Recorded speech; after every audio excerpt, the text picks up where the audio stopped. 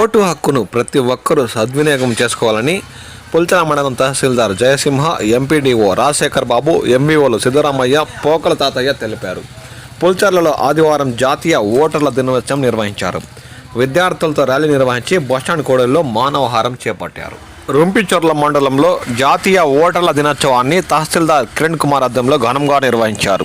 రుంపిచర్ల బాలురు బాలికల ఉన్నత పాఠశాల విద్యార్థులతో కలిసి గ్రామ పురవీధుల్లో ర్యాలీ నిర్వహించి ఓటర్లను చైతన్యపరిచారు.